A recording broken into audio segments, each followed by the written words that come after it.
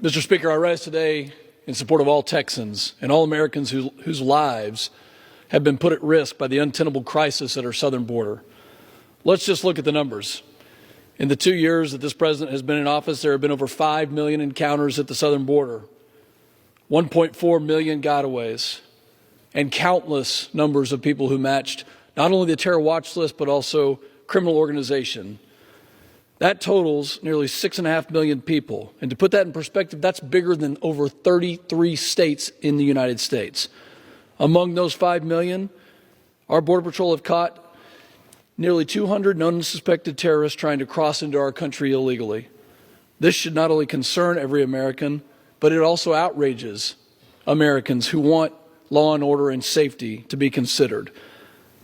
What I'm even more concerned about is how many among the 1.4 million gotaways would match that list that we don't know about. This is something that I have been sounding the alarm bells in my entire time in Congress, something that unfortunately my Democrat colleagues have buried their heads in the sand and refused to address for the last 2 years. I could continue talking about the terrible numbers all day, about the 15,000 criminals arrested, the 14,000 pounds of fentanyl that have been seized, which, by the way, is enough to kill 3 billion people, and that's just in the last 6 months. But I want to turn the focus of today's discussion about border security back to the tragedies, the human tragedies that are affecting every district, including mine. Americans like Elisa Tambunga, whose 7-year-old daughter and 71-year-old grandmother were tragically killed by human traffickers doing 105 miles an hour with 11 illegal immigrants in the back seat who hit their car and instantly killed them. They're the victims.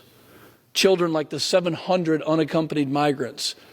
You want to talk about children who have been displaced and separated? These 700 unaccompanied migrants who were dropped off in Midland, Texas, trafficked by traffickers away from their parents, dropped off in the middle of the night. They are victims. What about fathers like Joe Warnick of Odessa, Texas, who found his 17-year-old son dead after taking a pill laced with fentanyl? He's a victim, along with 110,000 Americans last year who lost their lives to fentanyl. Or the 53 migrants who died in the sweltering heat in the back of a tractor trailer south of San Antonio, Texas last year. They're the victims. These are real people. This is not just a border crisis. This is a national security emergency. Texans demand a solution, and today I'm proud to join my colleagues in supporting H.R. 2, the Secure Border Act of 2023. The timing of this legislation could not be more precise. With the ending of Title 42, our bill will force the administration to restart construction of the border wall. It will deploy much-needed technology to the border. It will increase border agents and give them the well-deserved bonuses that they need to maintain their services.